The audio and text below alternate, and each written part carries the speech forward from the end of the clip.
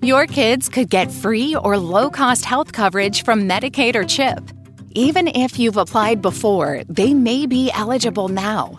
Kids up to age 19 are covered for checkups, vaccines, dentist visits, hospital care, and more.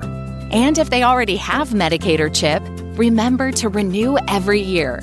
Visit insurekidsnow.gov or call 877-KIDS-NOW. Paid for by the U.S. Department of Health and Human Services. Welcome to this deep dive. We're really going to get into the world of Matt Eberflus. Oh, yeah. He's head coach of the Chicago Bears. The Bears. And we're drawing on excerpts from articles, game reports, all kinds of stuff that you sent us. Right. I think it's going to be interesting. Yeah, a fascinating journey, from his college days. Yeah. All the way to the NFL. From college star to the NFL. Yeah, and what's interesting is that we're looking at a coach who seems to be at a crossroads. Okay. In his career. At a crossroads. Okay.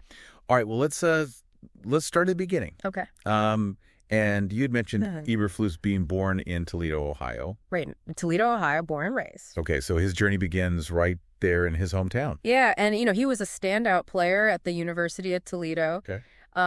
Led the team in tackles. Wow. Became co-captain.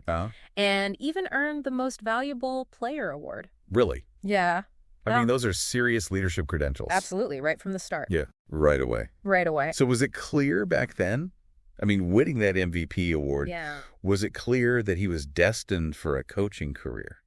It's interesting because his transition from playing to coaching was so swift. Okay. He began as a student assistant at Toledo, his alma mater, and quickly climbed the ranks. Within just a few years, he was coaching defensive backs. Wow. And contributing to a conference championship win. So it sounds like he has a real knack for defense. Oh, yeah. Did focusing on that side of the ball shape his coaching style in any particular way? Yeah, what's interesting is that his defensive background seems to have instilled in him a very structured, disciplined approach. Okay. And that's evident in his HITS principle, which he implemented with the Bears. HITS, hustle, intensity, takeaways, and playing smart. Okay. That's a catchy acronym. Yeah. But what's important is whether it translates into wins. Right. That's the million-dollar question. Yep. Some coaches are known for being offensive masterminds, while others excel at crafting suffocating defenses. Okay. Eberflus definitely falls into the latter category. So he honed his defensive expertise first at Toledo. Right. And then at the University of Missouri, where he served as defensive coordinator. Yes. And led the team to a division title. Correct. But how did he make the leap to the NFL? Well, his success at Missouri caught the attention of the Cleveland Browns. Okay. And in 2009, he landed his first NFL coaching job working with their linebackers. So that was his entry point into the big leagues. Exactly, the big leagues. So for there, he went on to the Dallas Cowboys. Exactly, that's right. Okay. And this is where he really started to make a name for himself. Okay. Not only did he continue to excel as a linebackers coach, but he also took on the additional role of passing game coordinator. So that's interesting because it shows he wasn't just limited to coaching one specific position. Right. He was expanding his knowledge and influence within the defensive scheme. Absolutely. And you could argue that this period with the Cowboys was crucial. Yeah. For his development as a coach. It exposed him to different defensive concepts. Okay. And allowed him to refine his coaching philosophy. So it seems like this experience laid the foundation for his next big move. Yes. Becoming the defensive coordinator for the Indianapolis Colts. The Colts were a team with a lot of potential. Yeah. But their defense needed a boost, and Eberflus delivered. Okay. Under his leadership, the Colts defense became one of the most formidable in the league. So this is where things really start to click for him career-wise. Yeah. This success with the Colts catapulted him to the head coach position for the Chicago Bears in 2022. And with that came the weight of expectations in a city that lives and breathes football. Oh, yeah. Taking on the Bears was a major step. And it presented him with a whole new set of challenges. Yeah, I bet. Yeah. The Bears, they have a storied history. They do. But they'd also been struggling in recent years. It was a team in transition, and Eberflus was tasked with turning things around. And he came in with his trademark intensity. Yes. Instilling that HITS principle you mentioned earlier. Right. Did that approach resonate with the players? Well, culture change takes time. You can't just flip a switch and expect a team to instantly adopt a new mindset. Sure. The 2022 season ended with a disappointing 3-14 record. Oof, that's rough. Yeah. That's a rough start. It put a lot of pressure on Eberflus right out of the gate. It makes you wonder, can a nice guy like Eberflus, someone who emphasizes personal growth and character, can they really thrive in the cutthroat world of the NFL? That's a fascinating question. Yeah. Some argue that you need a certain ruthlessness to succeed as a head coach, a willingness to make tough decisions, and bench star players if necessary. Yeah. Others believe that creating a positive and supportive environment can be just as effective. So how has Eberflus navigated that balance? Yeah. He improved to a 7-10 record in 2023. Right. But the 2024 season has been a different story. Yeah. A 6-game losing streak It's tough. is a serious test for any coach, especially in a city like Chicago. Especially in Chicago. I mean, the scrutiny has definitely intensified. Oh, absolutely.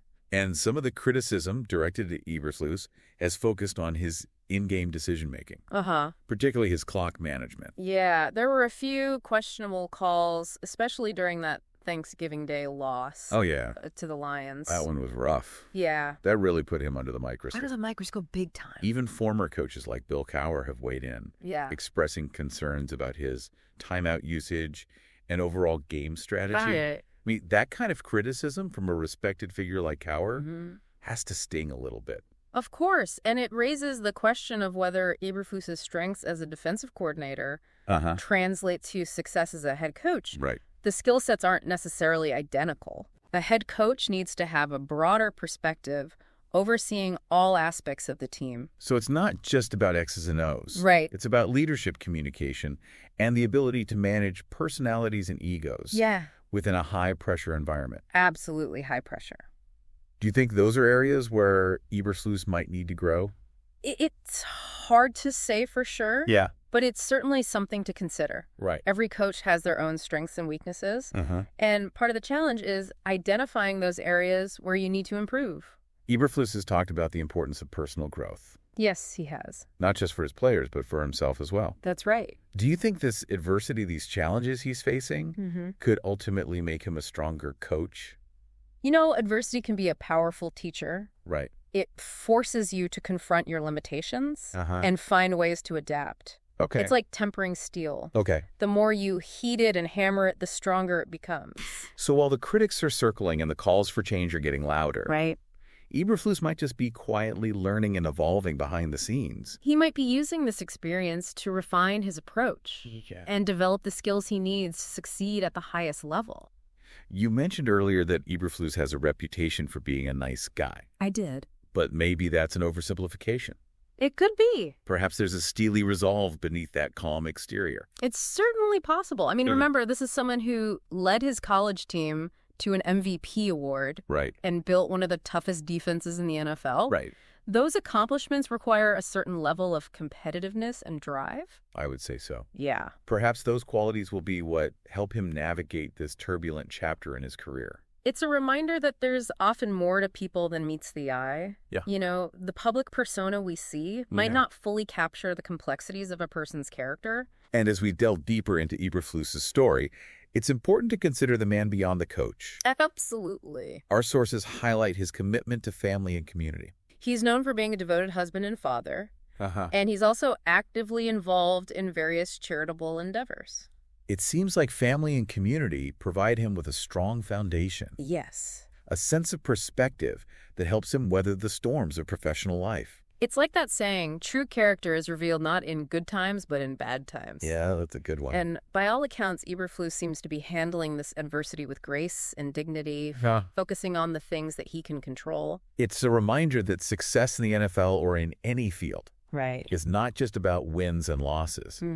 It's about integrity, resilience, and the ability to stay true to your values even when faced with immense pressure. Absolutely. It's fascinating to see how Eberflus's personal values seem to intersect with his coaching philosophy. It's not just about winning at all costs, but about building a culture of character and accountability.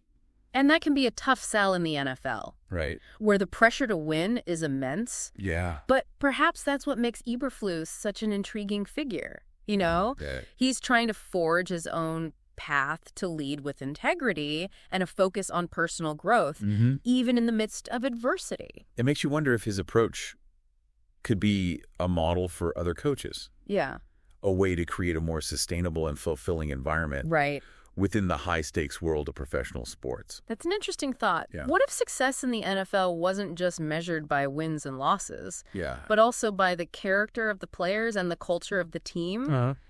It's a different way of looking at things. Right. And it might be exactly what the league needs. As we wrap up this deep dive into the world of Matt Eberflus, okay, I'm struck by the complexity of his journey. Yeah. He's a man of contradictions in some ways. Yeah. A nice guy who's also a fierce competitor. Right. A defensive mastermind who's still finding his footing as a head coach. And that's what makes him so compelling. Right. He doesn't fit neatly into any box. Yeah. He's challenging our preconceived notions of what it means to be a successful NFL coach. So where does he go from here? Right. Will he turn things around in Chicago?